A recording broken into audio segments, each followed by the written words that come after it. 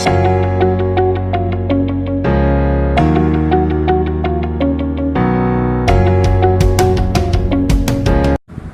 दोस्तों, मैं pharmacy zone channel में निखिल कुमार आपका स्वागत करता हूं। जैसा कि हमने लास्ट डाययूरेटिक का जो टॉपिक रीड करा था, उसके बाद हमने बोला था कि डाययूरेटिक ड्रग्स को समझने के लिए हमें किडनी की फिजियोलॉजी और नेफ्रॉन के बारे में बेसिक चीज़ें पता होनी चाहिए।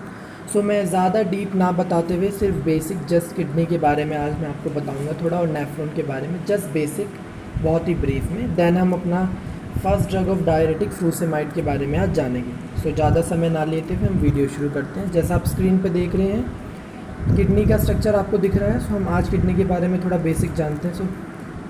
स्टार्ट करते हैं। देखिए, किडनी आप देख सकते हैं।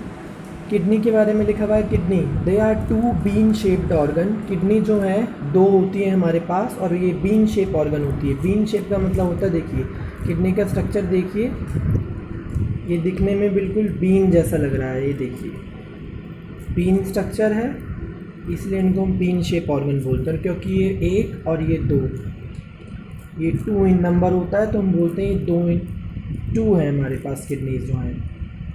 नेक्स्ट,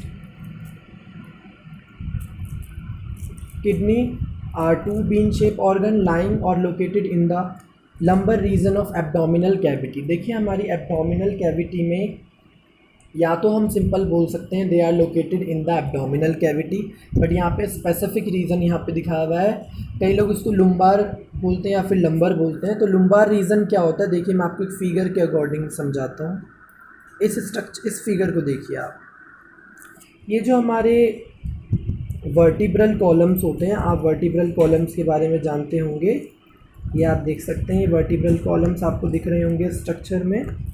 वर्टिब्रल कॉलम के अकॉर्डिंग हम लोग कुछ रीजन्स डिवाइड करते हैं। जैसे सबसे ऊपर के रीजन को, जहाँ से हमारा स्टार्ट होता है वर्टिब्रल कॉलम, एटलस एक्सिस वगैरह जो आते हैं, उस रीजन को हम बोलते हैं सर्वाइकल वर्टिब्रे। इसी तरीके से जो यहाँ ये जो किडनी है, किडनी के पास का जो रीजन है उसको बोलते हैं लंबर रीजन या लुम्बार रीजन।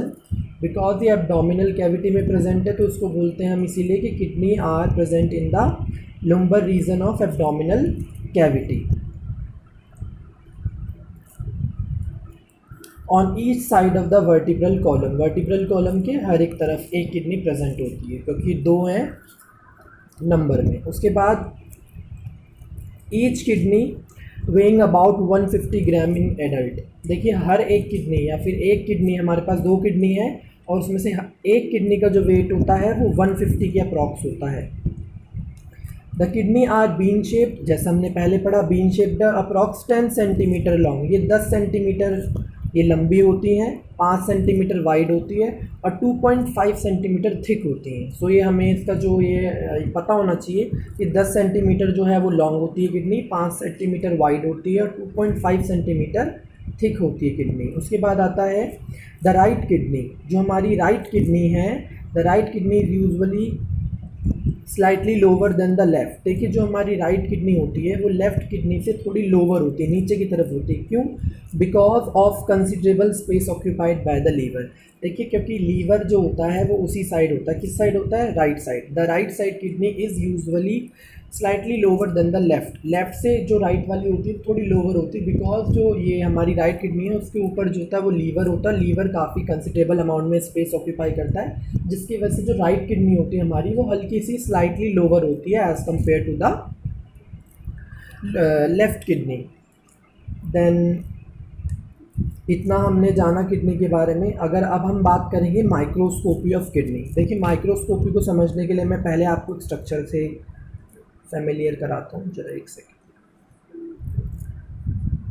जी। यहाँ से देखिए,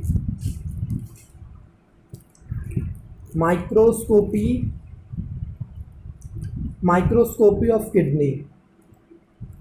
अगर हम माइक्रोस्कोपी की बात करें, इंटरनल स्ट्रक्चर ऑफ किडनी के बारे में थोड़ा सा जानते हैं। देखिए, microscopically the kidney are made up of number of structural and functional units called nephron.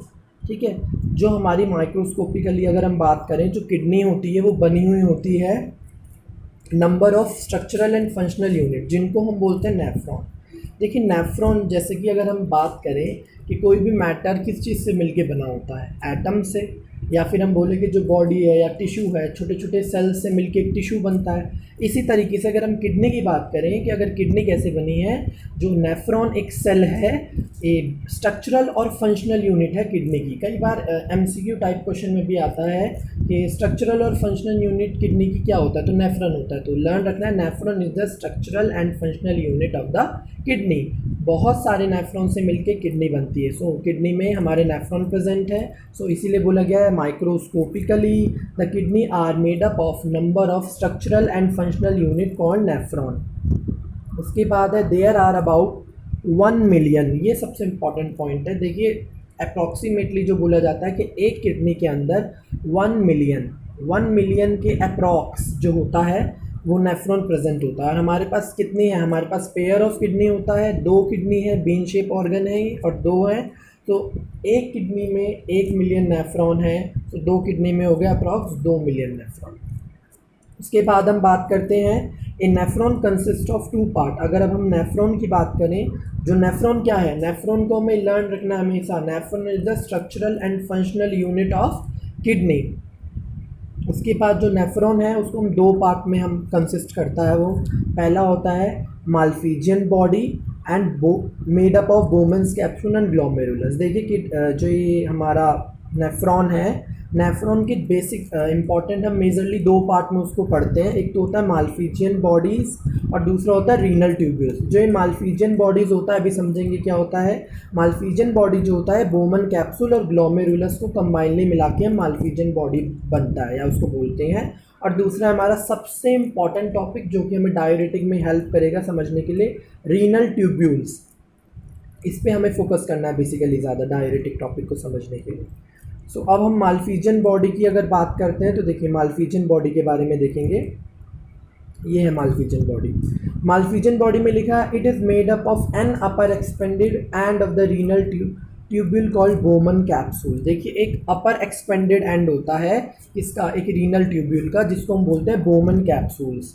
उसके बाद अभी मैं दिखाऊंगा आपको उसमें आगे। उसके बाद है a bunch of capillary called glomerulus. एक बंच ऑफ कैपिलरीज, बहुत सारे कैपिलरीज का एक गुच्छे टाइप का होता है, बंच होता है कैपिलरीज का, उसको हम बोलते हैं glomerulus, which are packed in the Bowman capsule. समझने के प्रयास करिए। सपोज ये बोमन कैप्सूल है और इसके अंदर बंच ऑफ कैपिलरीज हैं।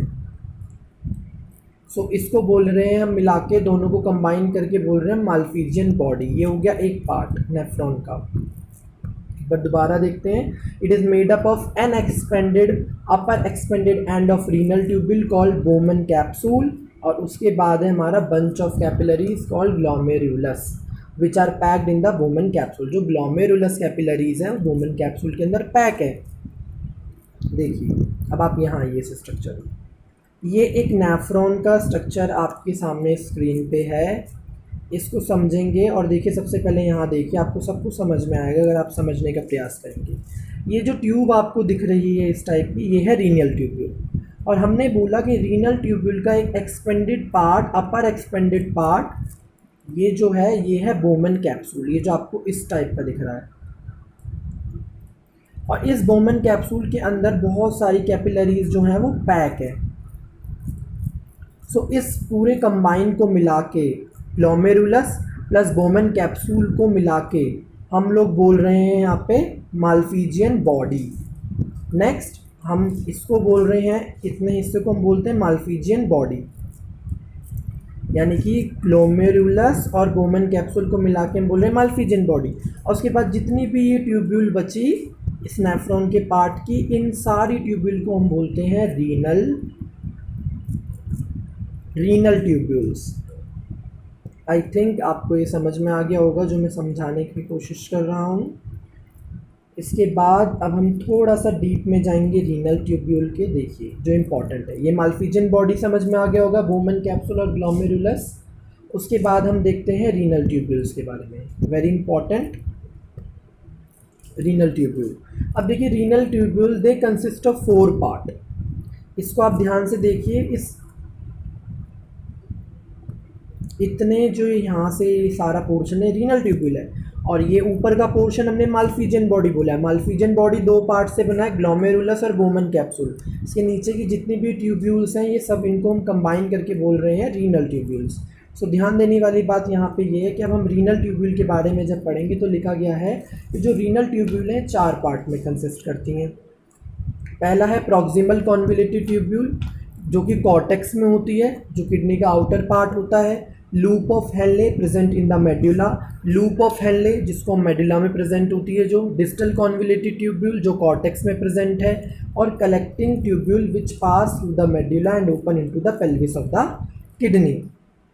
देखिए अब यहाँ से मैं आपको बताता हूँ, स्ट्रक्चर से देखेंगे तो इजीली आपको समझ आएगा, कोई इशू नहीं है। अब यहाँ जब हम इससे नीचे आते हैं, जो सबसे पहले ये हिस्सा है इस ट्यूब्यूल, इतने हिस्से को हम बोलते हैं PCT.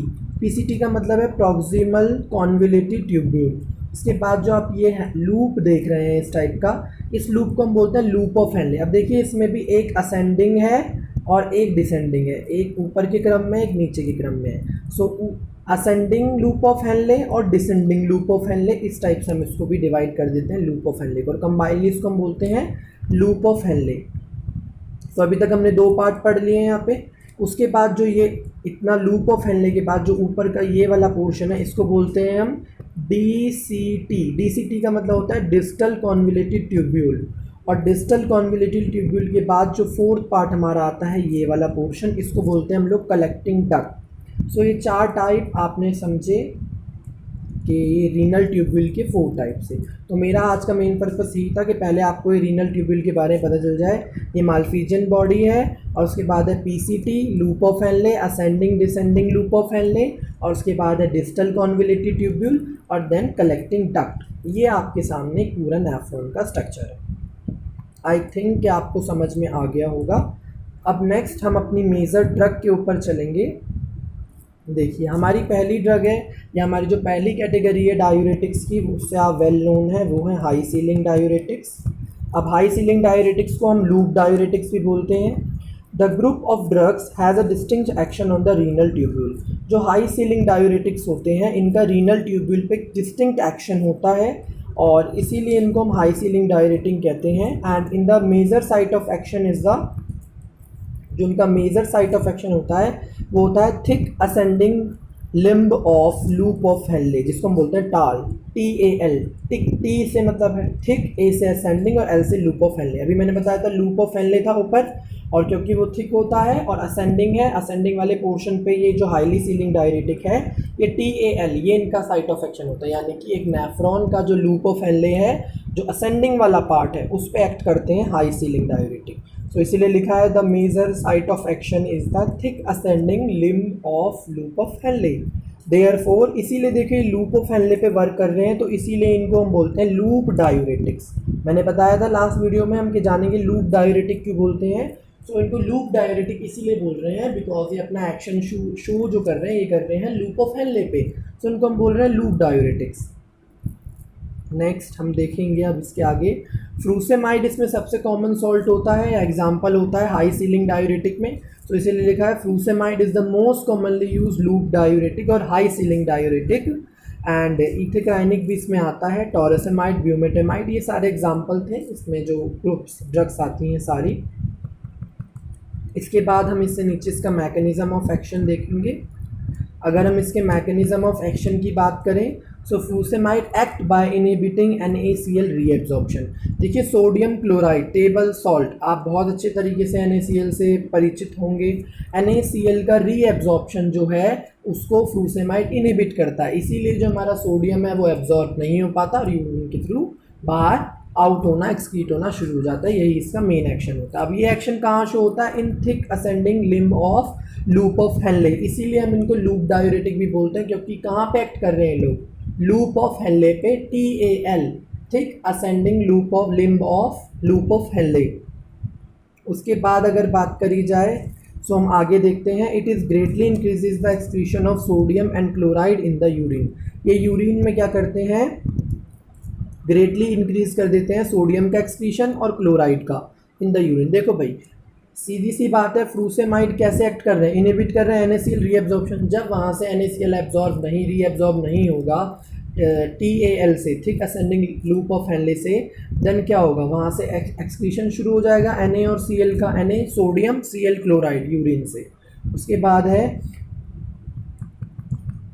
Large amount of NaCl is absorb in this segment. देखिए एक चीज़ आपको ध्यान रखना है कि जो NaCl है, सोडियम क्लोराइड, वो सबसे ज़्यादा जो एब्जॉर्ब होता है वो इसी सेगमेंट से होता है। नेफ्रॉन जो रीनल ट्यूब्यूल है, रीनल ट्यूब्यूल में भी कौन कौन सा था, PCT, DCT, loop of Henley. तो जो लूप ऑफ हेनले वाला पार्ट है रीनल ट्यूब्यूल का, लूप ऑफ हेनले वाले पोर्शन से जो सोडियम क्लोराइड है वो सबसे ज़्यादा एब्जॉर्ब होता है।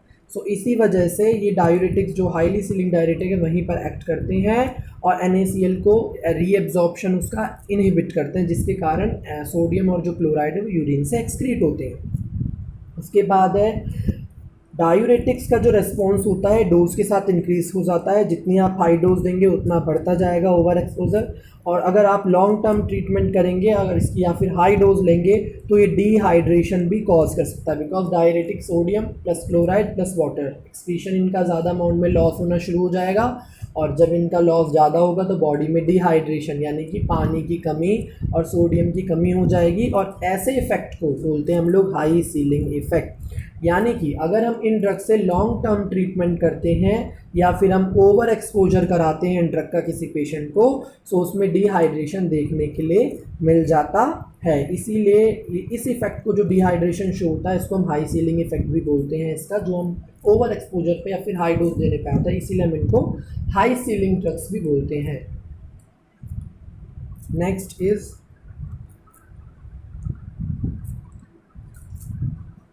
देखिए एक थ्योरी और है इसकी, यहाँ से आप देखेंगे इसको समझना चाहते हैं तो अगर आप सिर्फ उतना देखना चाहते हैं तो वो सफिशिएंट है मैकेनिज्म ऑफ एक्शन के लिए, बट अगर आप और देखना चाहते हैं तो आप इससे भी समझ सकते हैं कि देखिए जो फ्रूसेमाइड है द कॉमन लूप डायूरेटिक, सबसे कॉमन लूप डायूरेटिक है और ये इनहिबिट करता है वाटर का reabsorption in the nephron. Water का रीएब्जॉर्प्शन क्या करता है, इनहिबिट करता है। और उसके बाद में यहाँ पे लिखा हुआ है कैसे करता है, by blocking the sodium chloride को ट्रांसपोर्ट, इसको बोलते हैं NKCC2 in thick ascending loop of Henley.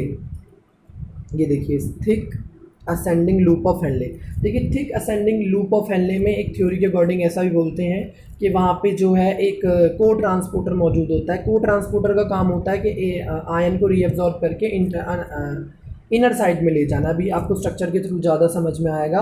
सो वहाँ पे क्या होता है, ये इसको जो लूप डायूरेटिक्स होते हैं ये इसको ब्लॉक कर देते हैं और ब्लॉक करने से जो को ट्रांसपोर्टर है वर्क नहीं करता, इससे प्रिवेंट होता है transport of sodium from the lumen of the loop of Henley in the interstitium. अब ध्यान दीजिएगा, यहाँ पे आइए आप स्ट्रक्चर पे, इसको एक बार ध्यान से समझने की कोशिश करिए। देखिए मैं कोशिश करूँगा आपको समझाने की। ये आपको मैंने दिखाया हुआ है, ये जो स्ट्रक्चर आपको दिख रहा है ये एक सेगमेंट है thick ascending loop of Henley का। अब यहाँ पे आप देखिए ये ल्यूमन है इंटरनल वाला पार्ट और ये ये ल्यूमन है और ये इंटरस्टिशियम है। अब इसके बाद देखिए यहाँ पे ये आपको दिख रहा है, ये को ट्रांसपोर्टर है, ये को ट्रांसपोर्टर है सोडियम का, क्लोराइड का और पोटाशियम का। इस को ट्रांसपोर्टर से ल्यूमन से अंदर की साइड जाएंगे सोडियम, क्लोराइड और potassium in thick ascending loop of Henley, यानी यहाँ से रीएब्जॉर्प्शन हो रहा है इनका, देन इंटरस्टिशियम में ये आ जा रहे हैं। सो ये ट्रांसपोर्टर हेल्प कर रहा है इनको अंदर ले जाने के लिए और इस ट्रांसपोर्टर का नाम क्या है, सोडियम क्लोराइड पोटाशियम को ट्रांसपोर्टर। सो अब देखिए यहाँ पे क्या होगा, ये जो इनका वर्क है इस को ट्रांसपोर्ट का, इसको यहाँ पे जो हाई सीलिंग डायूरेटिक है ये देखिए मिनिमाइज कर रहे हैं। यहाँ देखिए माइनस का साइन आपको इंडिकेट हो रहा है, को ट्रांसपोर्टर के वर्क को इनहिबिट कर रहे हैं। और अगर को ट्रांसपोर्टर को इनहिबिट कर देंगे, अगर देखिए ध्यान से देखिए, अगर को ट्रांसपोर्टर को इनहिबिट कर देंगे तो सोडियम, क्लोराइड और जो ये पोटाशियम है ये अंदर की साइड इनका रीएब्जॉर्प्शन नहीं होगा, क्योंकि जो इनका को ट्रांसपोर्टर है उसको बंद कर दिया है किसने, हाई सीलिंग डायूरेटिक ने। यहाँ से देखिए हाई सीलिंग डायूरेटिक को। सो इस वजह से फिर क्या होगा, ये हमारा जो रीएब्जॉर्प्शन है इसका नहीं होगा और अगर ओवर हम ड्रग देंगे तो डिहाइड्रेशन भी हो जाएगा। सो ये भी इसका एक मैकेनिज्म ऑफ एक्शन माना जाता है। चलिए नेक्स्ट हम लोग देखते हैं इससे आगे क्या है। देखिए आगे हमारे को बताया गया है इसमें कि जो ऑल्सो प्रोड्यूस करते हैं यूरिया और यूरिक एसिड का इंक्रीज़ कर देते हैं। ये ड्रग जब हम लोग यूज़ करते हैं तो हमने अक्सर नोटिस करा है कि ब्लड के अंदर यूरिया और यूरिक एसिड का कॉन्सेंट्रेशन जो होता है वो इंक्रीज़ हो जाता है, जो कि फिर आगे डिस्टर्बेंस ऑफ ग्लूकोज टॉलरेंस करता है। फ्रूसेमाइड इंक्रीजेज देखिए ध्यान देने वाली बात आ गई है। जो फ्रूसेमाइड है ये इंक्रीज़ करता है कैल्शियम एक्सक्रीशन, यानी कि सोडियम और क्लोराइड और वाटर का तो एक्सक्रीशन होगा ही, प्लस कैल्शियम को भी ये क्या करेगा, एक्सक्रीशन करेगा, एज वेल एज मैग्नीशियम का भी एक्सक्रीशन करेगा, यानी कि ये कैल्शियम और मैग्नीशियम का भी एक्सक्रीशन करेगा। Further also affect the eighth cranial nerve, और आपकी जो एट्थ क्रेनियल नर्व है उसको भी अफेक्ट करता है। सो उसके बाद जो इम्पोर्टेंट आ गया है वो है pharmacokinetics. Frusemide is rapidly absorb और ओरल एडमिनिस्ट्रेशन। देखिए ओरली हम इसकी टैबलेट लेते हैं तो ये रैपिडली एब्जॉर्ब हो जाता है हमारे गट में और एक्सक्रीट हो जाता है अनचेंज फॉर्म में 4 घंटे के अंदर, within 4 hour. It has a quick and shorter action. इसका जो ड्यूरेशन ऑफ एक्शन होता है वो शॉर्टर होता है, क्विक होता है, मतलब इनिशिएट जल्दी हो जाता है। और इंट्रावीनस एडमिनिस्ट्रेशन, अगर हम इंट्रावीनसली इसको लेते हैं थ्रू इंजेक्शनल रूट, देन इसका जो डायरेटिक इफेक्ट है वो 2 मिनट के अंदर शो हो जाता है, और this effect is completely in 2 to 4 hour. इसके बाद हम इसके थेरापेटिक यूज़ देखेंगे। यूजेस क्या हैं देखिए, अगर थेरापेटिक यूज़ की बात करें, अब इसका इन ड्रग्स का यूज़ हम किस टाइप के पेशेंट में करते हैं, किस कंडीशन में करते हैं। तो सबसे पहले सबसे इम्पॉर्टेंट ओइडीमा। देखिए ओइडीमा या एडीमा ये क्या होता है, अगर हमारे किसी भी बॉडी टिश्यू में या किसी बॉडी पार्ट में वाटर का रिटेंशन हो जाता है। सरल भाषा में बोलूँ, अगर किसी टिश्यू में हमारे पानी भर जाता है, जैसे कई बार आपने सुना होता है कि हमारे जो एंकल्स होते हैं वहाँ पे जो टिश्यू होते हैं वो फूल जाते हैं, स्वोलन हो जाते हैं, क्योंकि इनमें वाटर का रिटेंशन हो जाता है। सो वो हमारे किसी भी बॉडी पार्ट में या टिश्यू में हो सकता है। ऐसी कंडीशन को हम एडीमा बोलते हैं। तो एडीमा कब होता है, जब किसी को कार्डियक फेलर हो, हेपेटिक डिसऑर्डर हो या फिर नेफ्रोटिक सिंड्रोम हो। सो एडीमा में हम इस ड्रग्स का यूज़ करते हैं क्योंकि ये वाटर का, सोडियम का, इन सबका एक्सक्रीशन बढ़ा देता है, तो वहाँ का जो पानी भरा हुआ होता है वो कुछ हद तक, कुछ कंसनट्रेशन तक कम हो जाता है। उसके बाद है एक्यूट पल्मोनरी एडीमा। पल्मोनरी मतलब लंग्स का एडीमा। इसके बाद है acute chronic renal failure. Renal failure में भी हम इनको यूज़ करते हैं।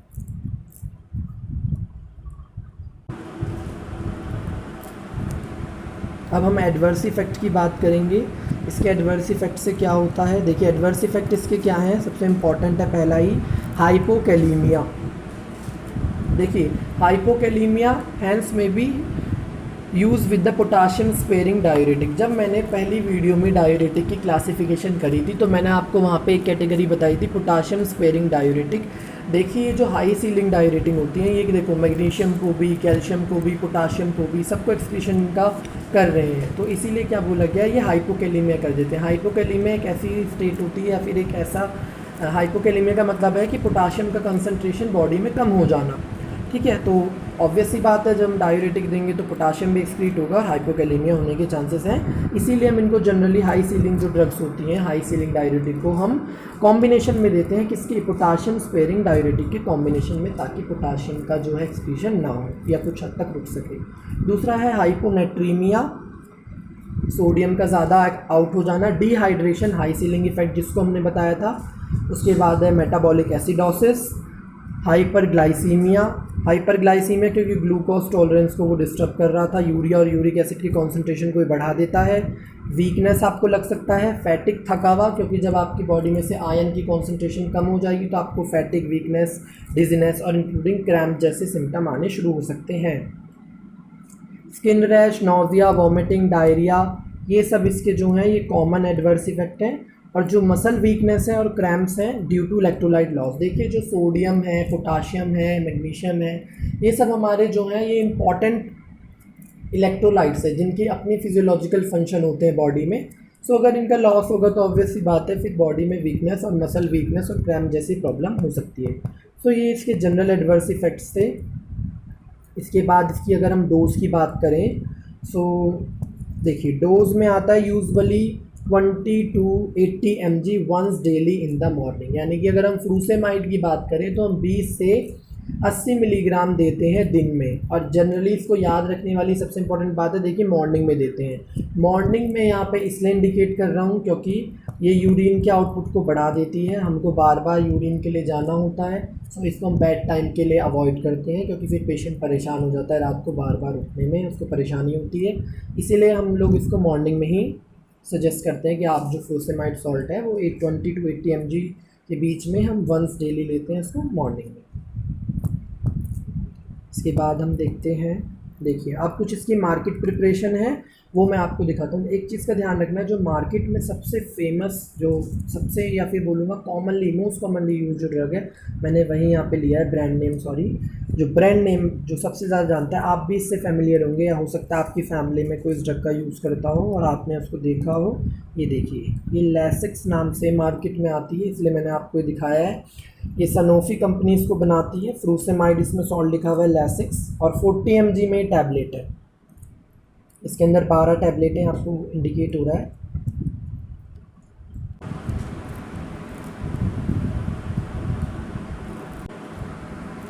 तो ये इतना ही आज के लिए फ्रूसेमाइड, मेरे हिसाब से आपको समझ में आ गया होगा।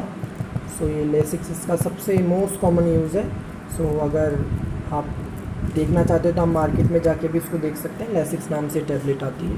सो आज का फ्रूसेमाइड के बारे में मैंने आपको कंप्लीट बता दिया है। आशा करता हूँ आपको अच्छा लगा होगा वीडियो।